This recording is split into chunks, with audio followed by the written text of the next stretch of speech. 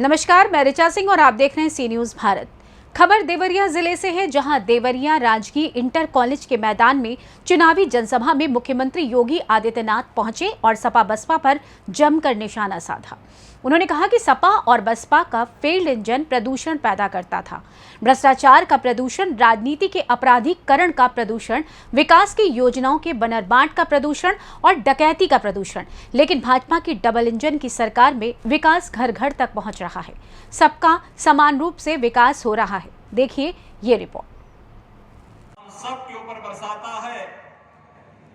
जिस तरह से बाबा राघव दास जी ने सार्वजनिक जीवन की शुरुआत की थी और सार्वजनिक जीवन में जनसेवा को माध्यम बनाया था, ऐसे पवित्र भूमि को, देवरिया की इस पावन धरा को नमन करते हुए मैं आप सभी का हृदय से अभिवादन करता हूं।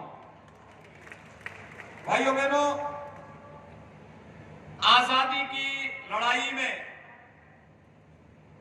गोरखपुर जनपद ने, देवरिया जनपद ने एक बड़ी भूमिका का निर्वहन किया था।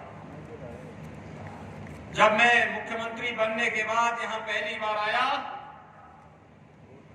तो मुझे उस समय अवगत कराया गया था कि देश की आजादी के दौरान भारत छोड़ो आंदोलन की जब अगुवाई चल रही थी, तब उस समय यहां के कुछ युवा श्री रामचंद्र विद्यार्थी के नेतृत्व में उन्होंने आजादी के आंदोलन को आगे बढ़ाने का कार्य किया था। आज उनका भव्य स्मारक देवरिया के अंदर हम लोगों ने पैसा देकर के बनवा दिया है। भाइयों बहनों, अपनी विरासत के प्रति सम्मान का भाव हो। 9 वर्ष के दौरान प्रधानमंत्री मोदी जी के नेतृत्व में बदलते हुए भारत को देखा है, कैसे परिवर्तन हो गया। आज दुनिया के अंदर कहीं संकट आता है, दुनिया भारत की ओर आशा भरी निगाहों से देखती है, प्रधानमंत्री मोदी जी को संकट मोचक के रूप में देखती है।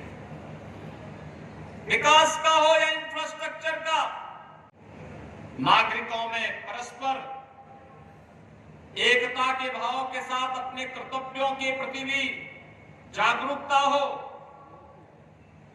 गुलामी के अंशों को हम सर्वदा समाप्त कर सकें और विकसित भारत के निर्माण के बारे में हम सबकी सकारात्मक दृष्टि हो, पंचप्रण की बात प्रधानमंत्री मोदी जी ने की।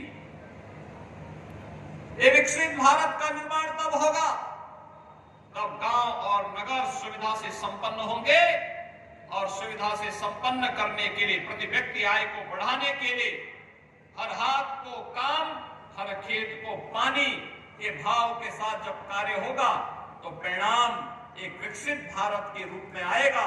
और उस विकसित भारत के रूप में प्रधानमंत्री जी के विजन को अपना मिशन मान करके आज डबल इंजन की सरकार प्रदेश के अंदर कार्य कर रही है।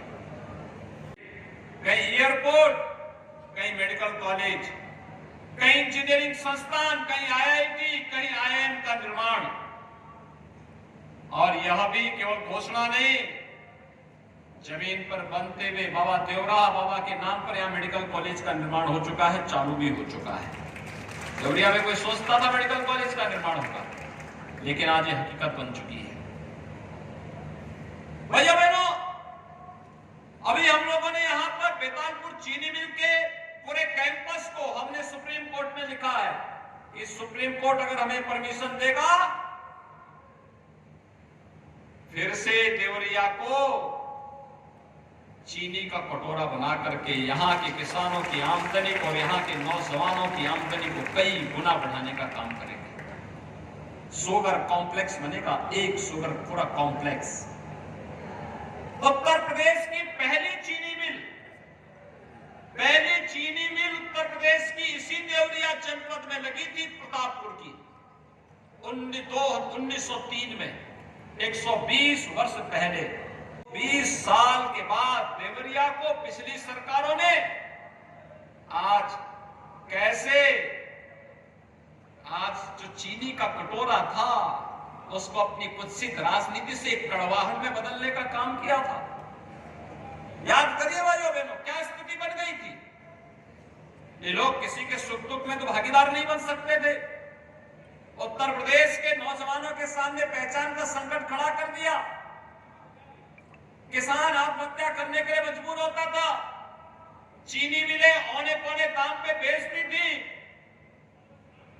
लेकिन आज हमने तय किया है, बेतालपुर में जैसे सुप्रीम कोर्ट हमें परमिशन देगा, पूरा शुगर कॉम्प्लेक्स बनेगा, चीनी मिल भी लगेगी, इथेनॉल प्लांट भी लगेगा, डिस्टिलरी भी लगेगी, कोजन प्लांट यानी पावर जनरेशन, बिजली का उत्पादन भी वही होगा।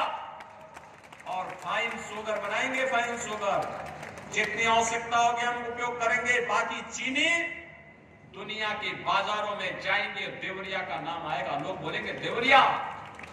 दुनिया के अंदर कोई भी देवरिया का होगा, जब वो देवरिया के अंदर उस चीनी को देखेगा, गौरव से उसका छाती चौड़ी होगी, कहेगा वाह, हमारा अन्नदाता किसान जो गन्ना उत्पादन करता है उसकी चीनी हम लोग अमेरिका में भी और ब्रिटेन में भी बैठ करके पी रहे हैं। जनता को बुनियादी सुविधाएं चाहिए। सरकार केवल सरकने वाली नहीं हो सकती। सरकार का मतलब जनता के सुख दुख के साथ सहभागी बनना। याद करिए, आज से 6 वर्ष पहले यहां का मासूम मस्तिष्क ज्वर से दम तोड़ता था। बीमारी बरसात आते ही एक भय बनकर के तैयार होती थी, न जाने कौन मासूम कोई बीमारी निकल ले। 40 वर्ष में 50,000 बच्चों को बीमारी निकल गई थी। क्या कर रहे थे कांग्रेस सपा बसपा के लोग? बड़ी बड़ी घोषणा करने वाले लोग क्या कर रहे थे?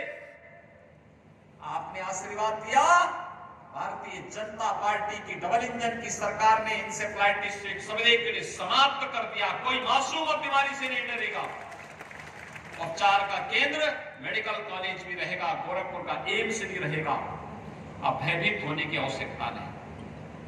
देवरिया से सी न्यूज संवाददाता ज्ञानेंद्र नाथ मिश्र की रिपोर्ट।